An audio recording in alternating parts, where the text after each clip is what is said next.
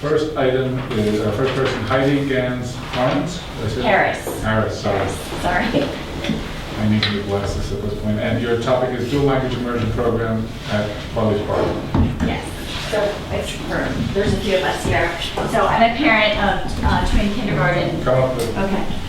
I have twin boys who are in kindergarten at Farley's Park, and my husband and I are very, very interested in the dual language program.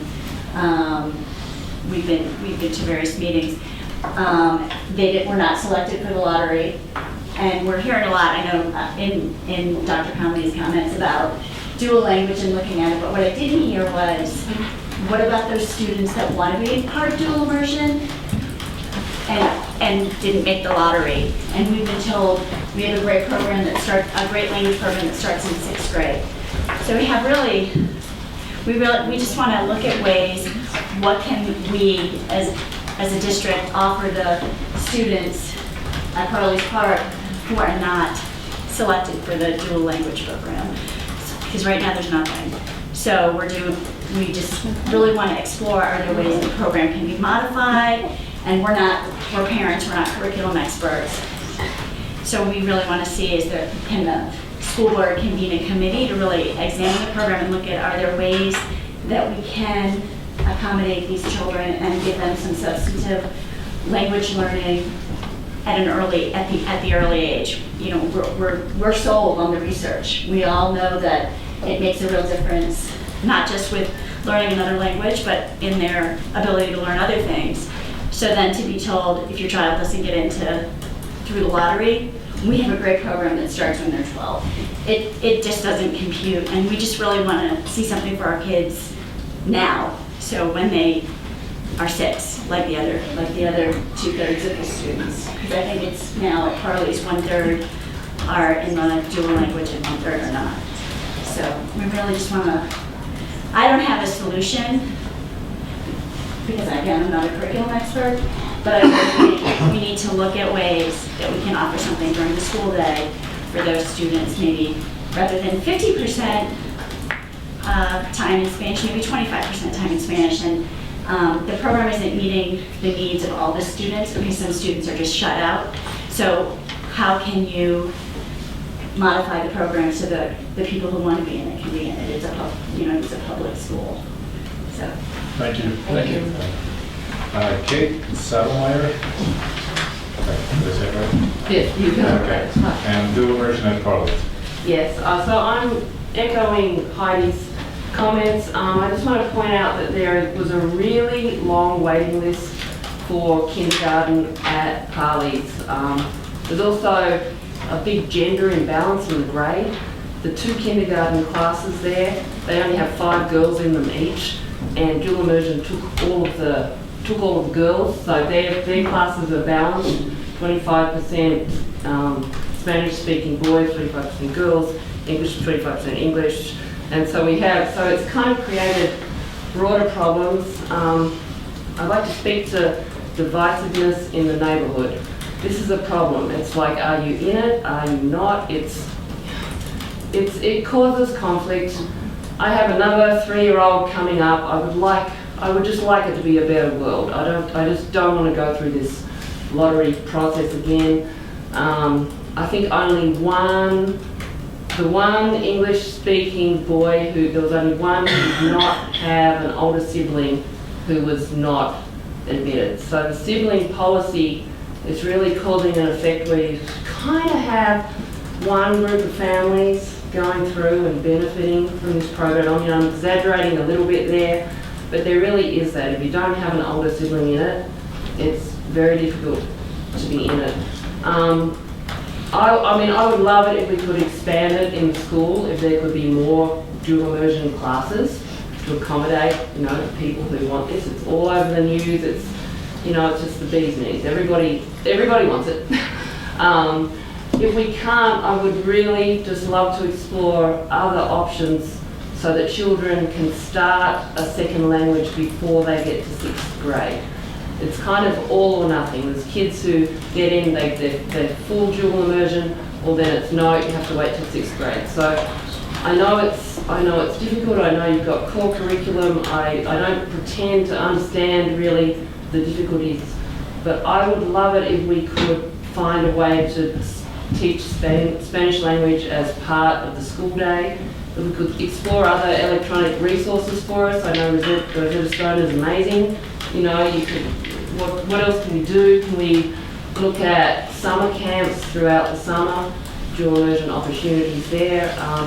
I think if we could expand opportunities for the children who are not in it, assuming that that more space cannot be made to have more children be part of it.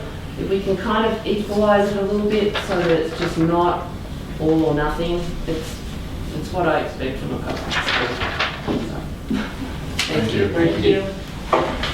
Jody Curtis, dual immersion policy. Hello. I'm also with the group. We get together and run the pack. We've been working on speaking with people who can make a change or help us make a change at Carly's since our children weren't accepted in the lottery. And we have called meetings, we've spoken with people. The first thing that's probably causing the most angst is nobody seems to be interested in hearing us who can actually make a change. We have been put in contact with people who have essentially have the no person position. They can tell us no, but who can tell us, hey, we're hearing you, we want to make a change, we're willing to make a change, we want to work with you. You know, we have come up with a few ideas. We've sort of been told resoundingly no.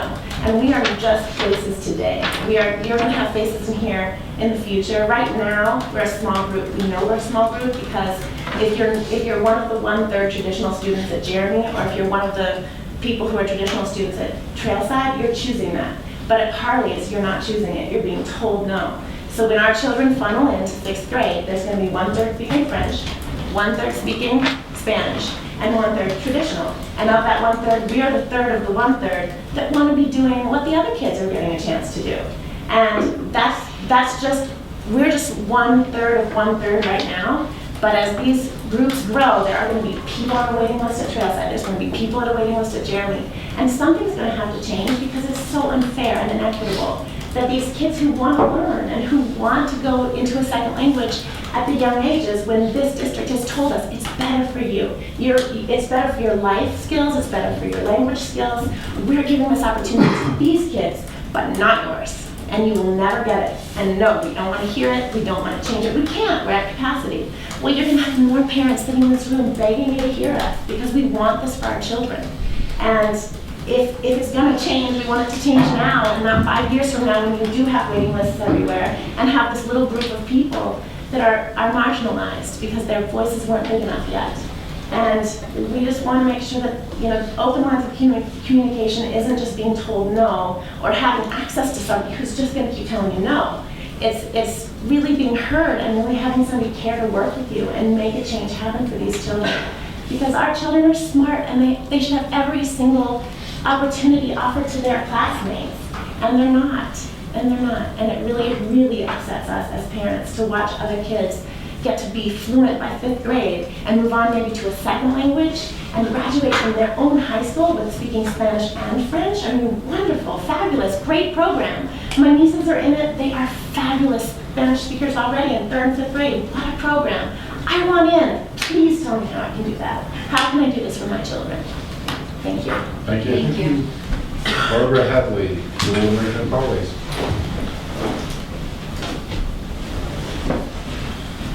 Hi. Guess what? I'm part of the group. I actually, my son just got into the dual immersion program that started today. And it's been certainly a long journey of getting him into the program. A lot of emotional experiences for myself, my husband, my friends, and my child.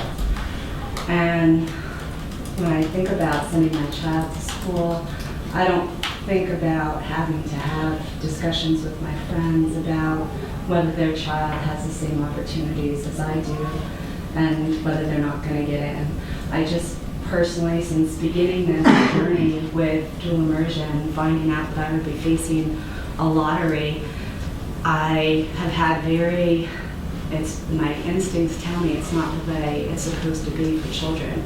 lottery in school. Lottery for $1 million is a little bit different. Ellie Gallagher spoke to all the parents a few weeks ago about saying, you know, this isn't a lottery for $1 million. Well, I can tell you, when my son got in, I felt like I won $1 million. And that divisiveness is not okay in our district. I felt terrible having to tell my friends that I've been working with that my child got in and their children still are on wait list. It shouldn't be how it is. You know, we have friends that are upset with us because of the fact that there no longer is a kindergarten program. They're unhappy with us because of the fact that they found out that siblings might not be grandfathered in, and they think it's our fault. They think that, and so there's divisiveness not only among our friends, our children, it's within our families. I've been told to bus my child to McPolin. Well, my husband doesn't agree with that. He doesn't think that we should be doing that when we bought our home behind Parley's in order to send our child to that school so he could play with his friends, ride bikes with them, and get to know the people that lived around the corner from him. I shouldn't be busing him, and there shouldn't be somebody else being allowed to bus out of a school and with no cost, and then us having to bus in if we did want to go to McPolin, we have to pay for it or get our child to school in those manners. I mean, to me, the principle of it is that you have people like Ellie and Lori who have created a wonderful program, and the state has required this program to run as a pilot.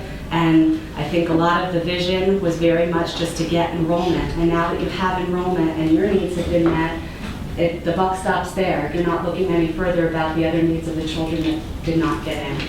And I really think it's important to make sure that it's an equitable program, not only for our children's education, but between the families that live in this community, that look at each other every day and wonder, are you a have, are you a have not? It's not on principle. I can't go to these meetings with Ellie Gallagher saying, these are all the reasons that your child should be in it. And then when you go to her and say, how can I get my child in? Well, it's not for everybody, is what she says. Well, you just sold it to everybody, that it should be for everybody. And there's all these reasons why a child should be in the program. And yet, when you want to get in, there's a reason why you should not be able to get in. Oh, your child should get it in later grades. That's not okay. It's just, there needs to be some sort of committee put together by parents, by curriculum experts that can come up with solutions to these problems. This needs to be a collaborative effort. I don't want to feel like I'm going up against anybody. I want to be able to do what's right for our children and for our community and for our school. So, Thank you.